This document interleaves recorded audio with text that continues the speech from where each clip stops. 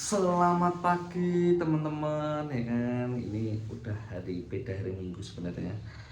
Ya, terus kemarin kita kan udah eksplor terkait makanan-makanan di Magetan. Terus kali ini badan asli capek sekali. Ya kan, terus saya direkomendasikan oleh my best friend tuh Mas Rizal untuk mencoba dan melaksanakan kretek-kretek di Parang. Ini sebenarnya udah banyak. Dulu tuh aku udah pernah coba sih, cuma belum nyoba sih. Sebenarnya dulu tuh pernah appointment tapi nggak ketemu jadwalnya, karena kan pas itu dia bisanya di hari kerja, sedangkan saya kalau dari kerja udah balik ke Jakarta. Nah hari ini dia ada jadwal di hari Minggu ini di jam 9. Sekarang di jam 8:04. Jadi kita OTW ke Parang karena tempat prakteknya dia itu di Parang sama Mas Fahmi. Kita coba, ya kan, setidaknya untuk punggung dan tangan kanan saya ini jujur capek, ya kan, kretek perlu dikretek-kretek manja. Nah itu dia. Ya udah, tanpa basa-basi, tadi ini belum mandi, jujur belum mandi karena baru bangun juga. Jadi kita kayaknya nggak usah mandi dulu lah ya, nanti aja mandinya. Kita tadi udah cuci muka, udah sikat gigi, udah pakai parfum gitu-gitu, ya kayaknya mandi dikit lah. Nah, kita langsung transisi untuk OTW ke Parang. Oke, see you.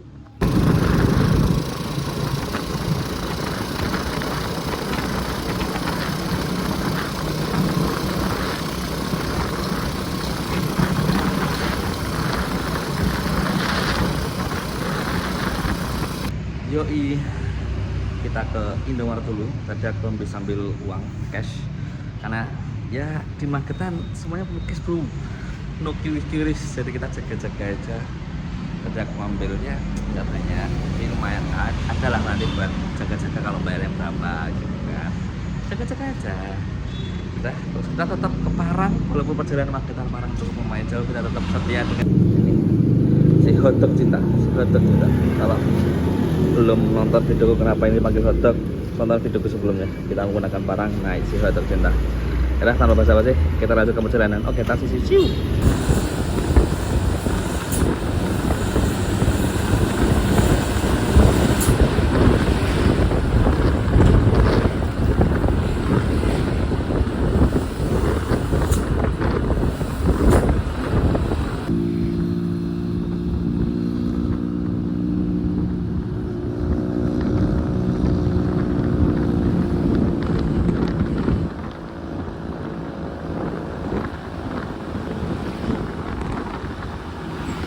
Yuk guys, kita udah sampai di Parang.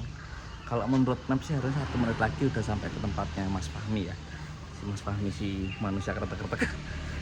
Tapi ini masih berhenti di masjid dulu, ya kan. Karena kita ngecek maps dulu tadi based on feeling.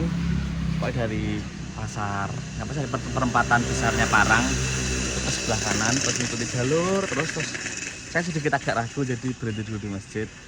Terus kita cek, ternyata kurang 1 menit, jadi kayaknya kita coba cari rumahnya, terus nanti kita lanjutkan ketika sesi ke. Oke, yaudah kita lanjutkan sesi.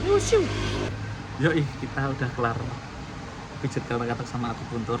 Setelah tadi yang akupuntur yang kakiku di sini ditambahin jarum-jarum, terus di belakang punggung juga ya.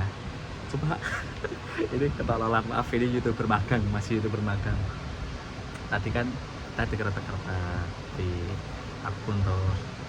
Harusnya ada videonya, tapi saya lupa mencet recordnya, jadi tidak ada videonya. Terus ya akhirnya ngobrol, jadinya wah, tadi padahal ngobrolnya dalam sih, ngobrolnya daging sama masnya sangat baik sekali Mas Fahmi, respect banget sama Mas Fahmi.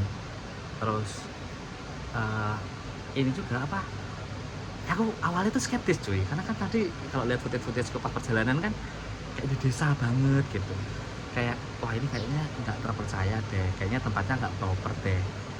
Terus kayaknya apa namanya, pikiranku tuh kayak pejabat tradisional yang alah ini paling bijak, terus oh ya le di sini masuk angin, ini kalau ngomong, sumpah pikiranku kayak gitu. Tapi pas ketemu Mas Fahmi, tempatnya respect banget, tempatnya benar-benar proper banget. Enggak, aku yakin 100/100 orang yang datang ke sini nggak akan expect tempatnya kayak gini. Aku jamin pakai banget. Satu itu tempatnya sangat proper, alat-alatnya sangat amat proper sekali. Terus selain itu juga penanganannya itu sangat, kita ngerasa kayak temen cuy. Jadi kayak lo nggak yang datang, kamu nggak datang terus langsung ya udah bejit-bejit selesai pulang bayar segini, enggak. Tapi kayak datang terus ditanya dulu, oh kenapa ini, keluhannya kenapa, ada apa, oh mas sakit sini, oke mas ini aku bisa sembuhin langsung pakai akupuntur. Kita keretak-keretak full body, keretak-keretak juga nggak asal keretak-keretak yang kayak di aku pernah di video TikTok yang di Jakarta ya keretak-keretak selesai, enggak. Jadi keretak-keretaknya tuh bener kayak, oh mas ini keluhannya kayak gini, udah kita keretak-keretak ini mas ya, yang ini aja, yang ini aja, yang ini aja, yang ini nggak usah karena ini kamu nggak ada keluhan di sini, yang ini sakit mas ya, ya keretak. Terus aku yang nggak bisa, pertama yang nggak bisa nyentuh kaki jadi bisa nyentuh kaki. Ajaib cuy, literally ajaib cuy. Terus aku puntur bener-bener ya, aku ngerasa mas aku nggak ada keluhan pinggang sih. Terus Mas Fahmi, oh coba nyentuh kaki bisa nggak, kamu nggak bisa nyentuh kaki kan. Terus suruh nyentuh kaki, wah oh ini L2, L3, L4 nya mas yang kena, oke. Besok panas, asli panas, tapi habis panas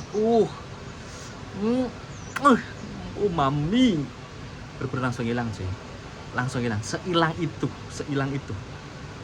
Terus selain itu aku juga banyak ngobrol sama Mas Fahmi kan terkait pekerjaannya dia, terkait dengan kesibukannya dia, terus terkait dengan mindsetnya dia. Insight sih, jadi dia itu awalnya D3 terus kerja, terus ngambil D4, terus sekarang lagi kuliah S1 akupuntur.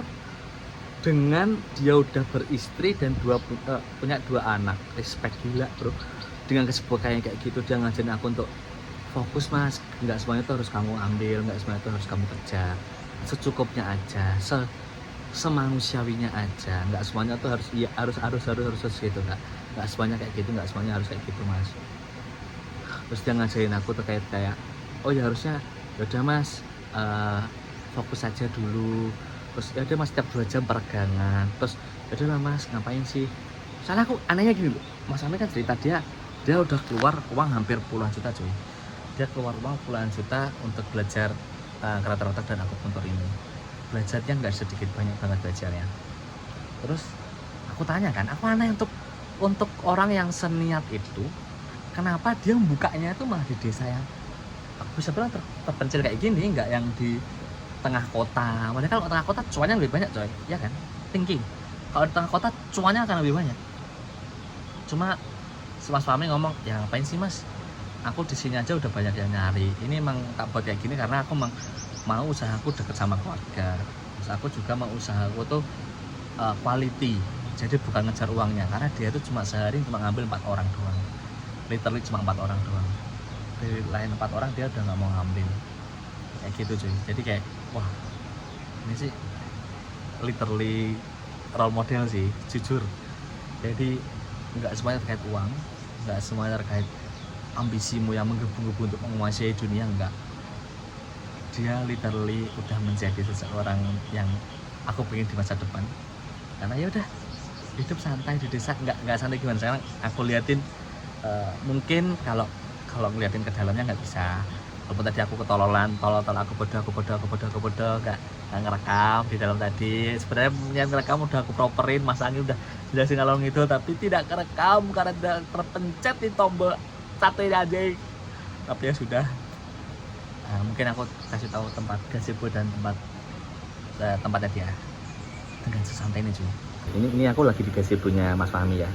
Di gazebonya belakang sawah, literally mantap sekali gazebonya. Terus selain gazebo ini, di sampingnya itu ada ini, ada tempatnya ini tempat ikannya Mas Fahmi juga kayak gitu. Nah ini emang semantap ini Mas Fahmi sih. Udah kalau gitu mungkin segitu aja. Udah, ini aku perjalanan pulang dulu. Terus buat kalian jangan lupa terus tonton videoku. Maaf itu bermagang ini ya, jadi footage-nya jarang-jarang, footage masih jelek sekali, mohon maaf sebelumnya ya, mohon maaf lah guys. Terus ya udah jangan lupa like, comment, dan subscribe. I love you man.